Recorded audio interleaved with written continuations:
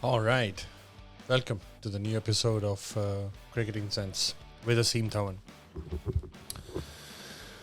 Today we'll be talking about the incredible chase that England put up, or the amazing guts and glory performance that England put up for the chase against New Zealand in the second test at Nottingham. Uh,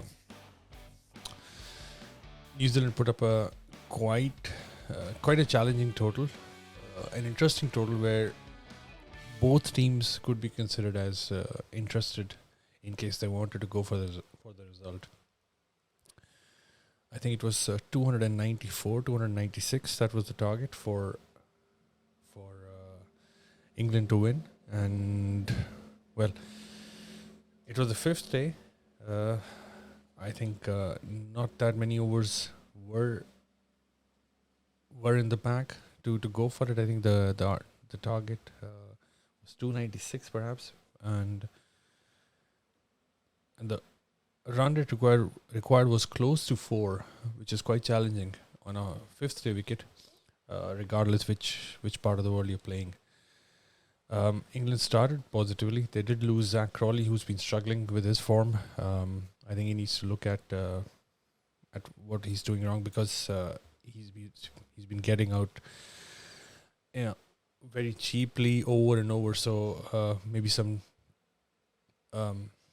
technical glitches that he can sort out. Because England definitely look like they want to keep him.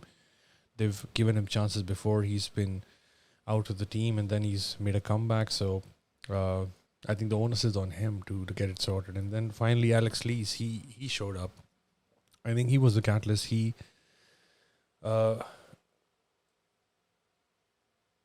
started scoring runs at an aggressive pace, made the team believe in themselves, similar to what Virender Sehwag would do. He would make any chase look doable. However, India didn't have or did not want to go for the kill in those previous years, maybe 8-10 years ago. They were not chasing as aggressively once Sehwag got out. But here in this case, I do say Alex Lees was the catalyst, but I think only to the extent that he was the face of it. But I think in the background, it is all Brandon McCullum. I think everyone knows how amazing he was as a player, how electric he was. If he was there, any target was chaseable. Any target could be set, and it didn't matter what time of the day it was. And he was not playing loose shots. That was the standout factor in his batting. So I think these are great signs for England cricket. These are great signs for Test cricket in general, because now there are teams who are chasing or trying to chase targets of 4 runs per over on the 5th day of a Test match against a good bowling unit like New Zealand, who did feel comfortable that they had enough runs on the score, although they did get all out, but that is besides the fact. Any other team would have definitely given a second thought or a third thought for that matter, and continuing further, if this is even a viable option to go down and chase such a high total. Now, Alex Lees did score. I think he scored 46 runs or something like this, which is quite unfortunate. He scored 44, and it's quite unfortunate. He looked in good touch. You would want him to carry on, and then Ollie Pope, who's also been phenomenal, or is finally coming along, he got out easily. I mean, or cheaply. Let's put it that way. And the biggest blow was Joe Root, because England started off at least with the mindset of wanting to chase down the target, and then you lose Joe Root, which is a big blow, no matter how big or small the target is. So as I was watching, I thought, okay, this is going to get very dicey now, because you could just feel this positive and assertive energy from the England unit that they want to chase down this target, they want to win, because you've got Baz in the pavilion as a coach. I don't think he'll tolerate weak-minded cricket or defensive mode of cricket. Let's put it defensive, not weak-minded, because sometimes you definitely do need to go for draws and because not every situation has to be won. I think a draw can be a victory in itself on some occasions. Anyway, when Joe Root got out, I think New Zealand could smell a chance. I think they knew they were in. But then came Johnny Baristow. Now, what he did, I think it was. I've seen him do that in the IPL. I've seen him do that in one days. Uh, don't remember if he's done that in T20 internationals, but the way he goes about you, it's like, if you're getting slapped on the face, and after 4 slaps, your face is just numb, and it's just ding, and it's just getting warm and warm, and that's all you can feel it, feel, and then it's just heat resonating from your face. So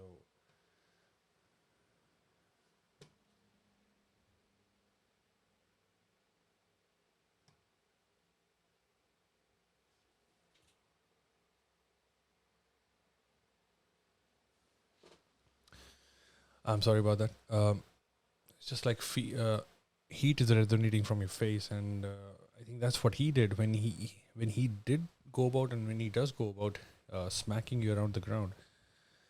I think there is not too much you can do as a bowler once he's in, and once he's in that sort of form like he was in this final innings of the second test. And he's done that in IPL, and like I was saying, one days as well. He can play long, aggressive innings in a shorter duration, and without much respite for the bowling unit. You can set various fields, you can set up combinations, you can bring on faster bowlers, medium pacers, bowlers who use a lot of variation. You can use all kinds of spinners. You can use wrist spinners, you can use off spinners, leg spinners. Chinaman, just name it. I'm just reciting all possible bowling actions and types of bowlers that are possible. But he's done that to everyone, just about. So he went about it. There was not a place you could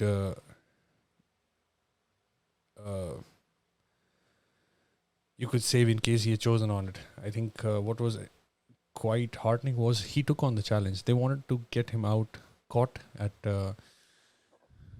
deep fine leg, or perhaps deep square leg as well. They kept bowling him bouncers. He went for it. The intent, I mean, you saw him, and you could just feel like an aura of Brendan McCullum around him. That's the way he played. The ball was just flying. He was not scared. He was even hitting the ball in front of square. He took on the challenge, which was amazing, and I think it deflated the New Zealanders. And I don't think any team has been taken to task like this in the recent times when it comes to a fourth inning chase. Yes, India have won amazingly in Australia, but this was quite a special innings, short duration.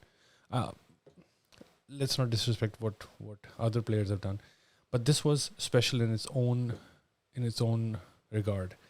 Then you had Ben Stokes, who was struggling towards the middle of the innings with some leg injury, some knee problems, I think. But you have to admire how cleanly Ben Stokes hits the ball when he comes down the track, whether it's a fast bowler or a spinner. There is authority.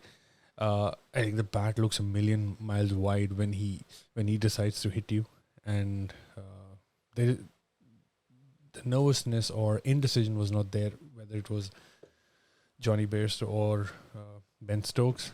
Quite an amazing 100. Amazing stuff. Just you could admire, and it was like a highlight package all throughout. Only 92 balls to make 136 runs at a strike rate of 148, 7 sixties, 14 fours. It's just amazing. I think, like I keep saying, this whole Test series has been an advertisement for Test cricket.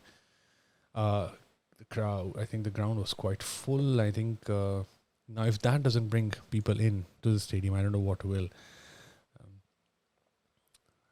I enjoyed it wholeheartedly. There was quality bowling. There was Southey. There was Bolt. There was Matt Henry, who's also very fast. He's accurate, and then they had the off spinner as well, who's been doing quite well. But I think sometimes when things don't work for you, nothing will. Michael Bracewell, he had been bowling quite well, but he went for quite a lot of runs, 8/60. Bolt was quite surprising. He went for 94 runs in 16 overs. But I think that was also the fact that he was the one who wanted to take on the challenge of getting Baristow out. I think where they did falter was they wanted to get him out in one particular fashion.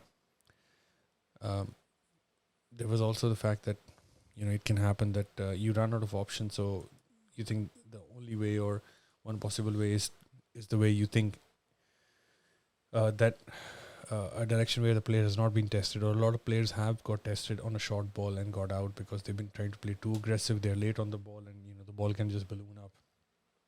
So in that sense, it did seem like a reasonable tactic to try to get him out, caught a deep square leg or deep fine leg.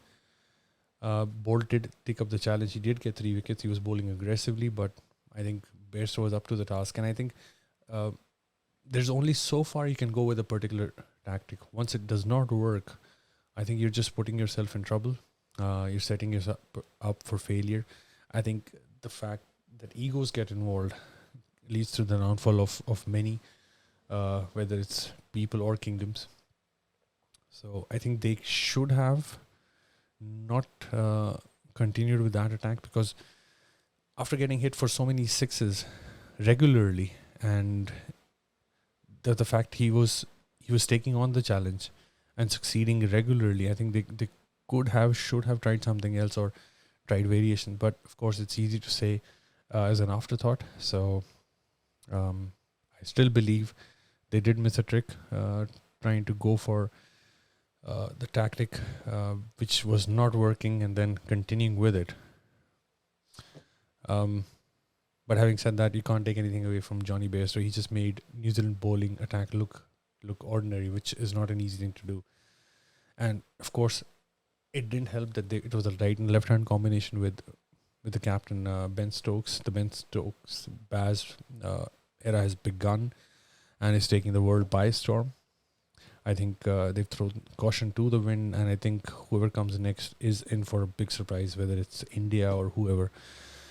It will not be a walkover.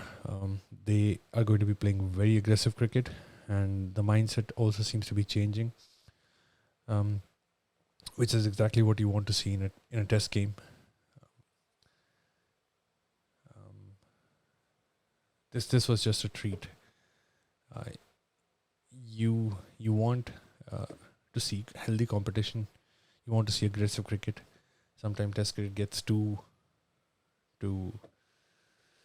sedate, too quiet, and nothing really happens for long durations of time. For crying out loud, it's not football. Not a fan of football. Anyway, that's another story. But when you have performances like this, you start to believe that this is exciting. This is fun cricket. That this really is a test, because the gauntlet has been thrown, and then it's up to you to stand up and take up the challenge. And if you do take up the challenge and do falter, that's okay. But if you don't take it up as well, and you're just being submissive and trying to avoid it, I think that's what causes resentment among people, because they're putting in the time, they're watching you, they're cheering you on, but everybody does want to see a fight, at least in spirit. I think so. What England did do, and what New Zealand as well did, I think it was a closely contested test game all throughout. I think they have this win predictor, which I think a lot of English commentators are not happy with, and perhaps New Zealand, the Kiwi commentators are, or they are neutral about it. Is this the fact that it was showing draw as a main possibility and New Zealand still being favourites.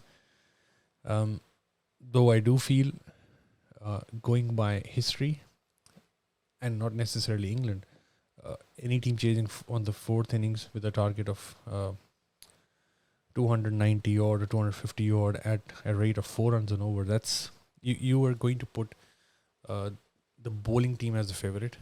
Of course, this being the draw being the higher probability result. But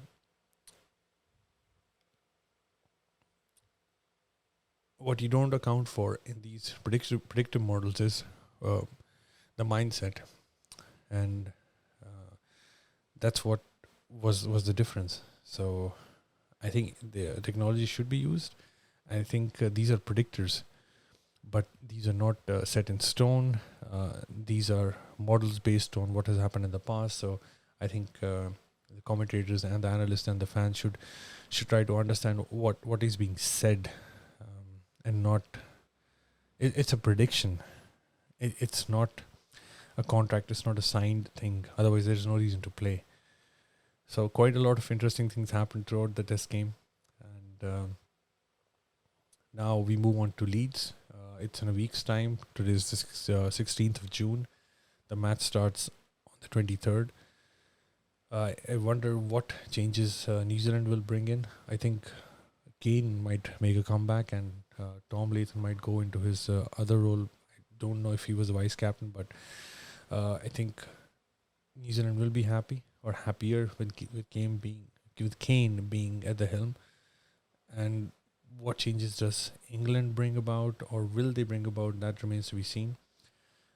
Do the rest any of the Giants, Anderson or Broad, try to manage the workload? Or this will be quite interesting because with Brendan Baz being the coach and him being an aggressive and result-oriented person, I wonder what the idea would be. So quite interesting to. It would be quite interesting to see how the series progresses. What do they do? How long the break is between this third test and the next test series which England play, because Anderson Broad do not participate in the shorter format for England. So I feel they might play because the rest between the second test and the third one is over 1 week. So yeah, it would make sense to play them. You want to go for a 3-0 sweep, and this is not the time to take it lightly. And what New Zealand do, that remains to be seen. I'll be tuning in, and hope you are too. And let's catch up on the first day of the third test at Leeds. Till then, have a good one, and see you soon. Bye-bye.